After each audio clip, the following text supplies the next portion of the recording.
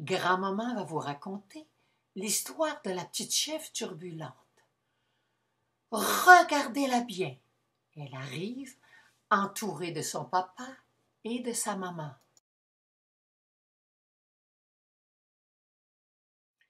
La petite chèvre turbulente ne voit pas plus loin que le bout de sa barbichette. Elle bondit par-dessus la clôture, fait la chasse aux papillons, poursuit les abeilles. La pigeoncasse a beau lui dire « Prends garde, prends garde !» La petite chèvre turbulente n'en fait qu'à sa tête.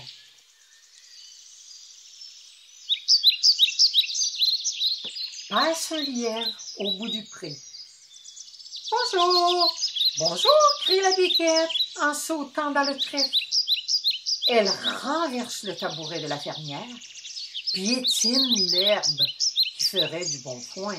« Prends garde, dit le lièvre, le fermier ne sera pas content. » Mais la petite chèvre se met à rire, en agitant la barbichette.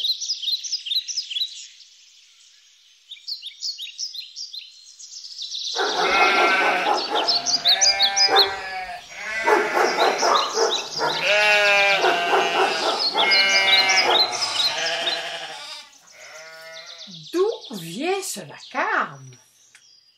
C'est la petite chèvre turbulente qui court après les moutons.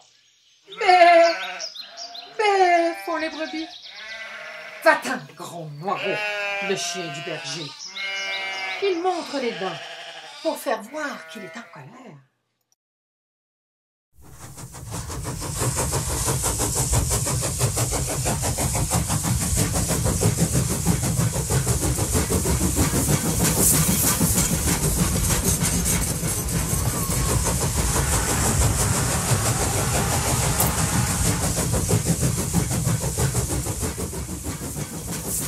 Jamais on a vu une petite chèvre aussi turbulente que celle-là. Quand le train arrive, elle se promène sur la voie à cause des pissenlits.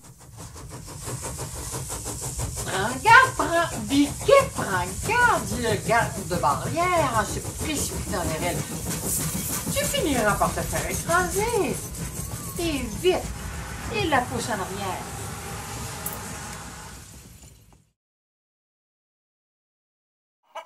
Voilà Picota la poule. « Si on jouait ensemble? » demande la biquette. « D'accord, » répond Picota. « Je me cache, tu te caches. Si je te rattrape, gare à toi. » 1, 2, 3. Picota court après la biquette. « Vous parlez d'une partie de cache-cache? » C'est le moment où les abeilles sont en train de faire la sieste dans le verger. « Qui va là? » crie la reine en sortant son aiguillon. Elle roule de gros yeux. Les frelons se réveillent. Les abeilles piquent. Toute la ruche est en colère. La biquette et Picota s'enfuient. Les abeilles les poursuivent jusque dans la cour de la ferme. « Filons dans la laiterie, » dit la biquette. Picota entre, la biquette suit. « Je me cache, tu te caches. Plus de frelons, plus d'abeilles. Ici, on peut s'amuser à notre aise. » Les sauts roulent, les cruches font la culbute. On dirait qu'il y a 3, 4, 5 biquettes dans la laiterie.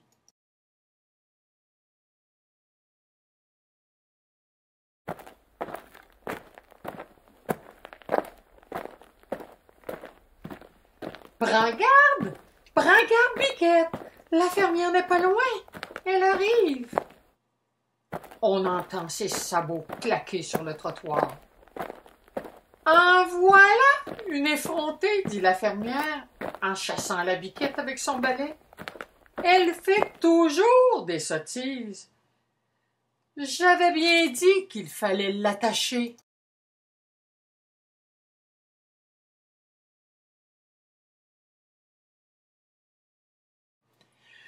Puisque tu ne veux pas rester tranquille, tu seras puni, ajoute la fermière. Là-dessus, elle emmène la chèvre sur le bord du chemin.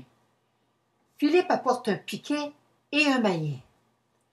Près d'une haie d'aubépine, on enfonce le piquet, on attache une chaîne au cou de la biquette.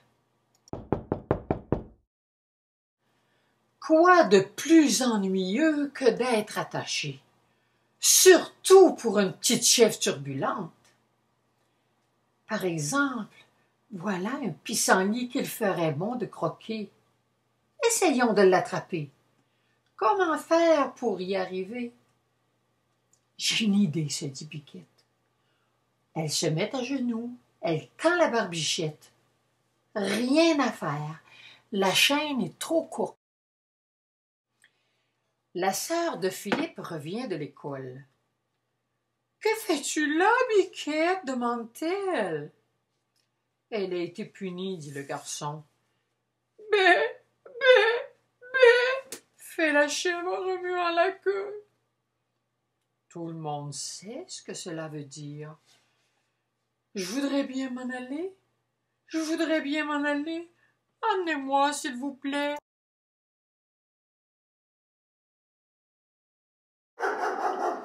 Se promenant par là, Noirot, le chien, rencontre la Biquette. Qu'est-ce qui ne va pas? Oh, j'essaie d'attraper un pissenlit. Cela n'est pas bien difficile pourtant. Oh, si, pour la petite chèvre. Oh, je vois ce que c'est, dit Noirot en apercevant la chaîne qui retient la Biquette. Tu as encore fait des sottises. Voilà pourquoi tu es attaché.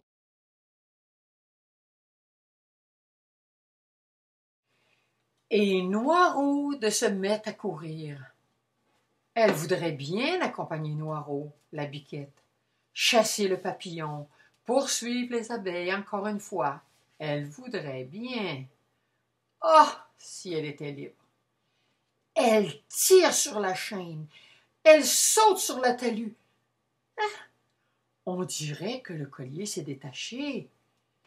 Mais c'est vrai!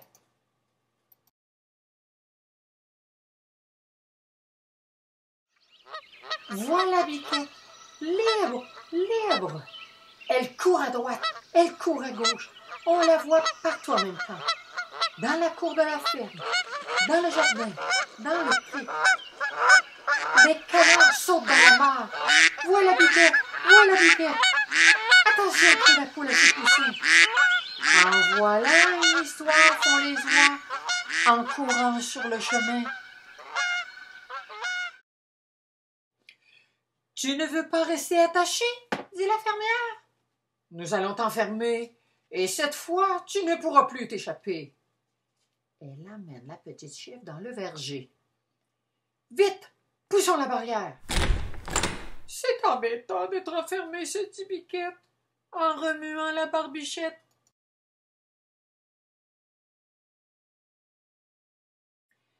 Dans le verger, il n'y a qu'un banc, le coq, la poule et 2 pommiers.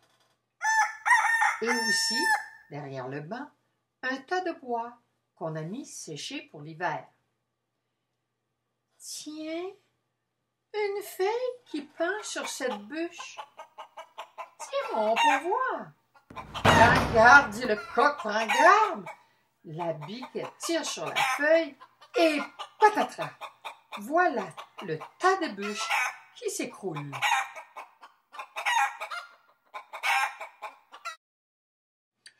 On court à la barrière. C'est encore la Biquette qui fait des sottises.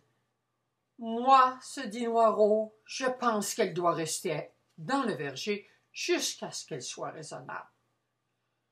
Noirot ne s'est pas trompé.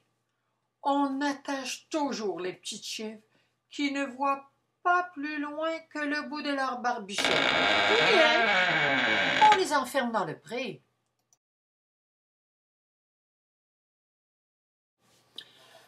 Bonjour Sophie et Noémie.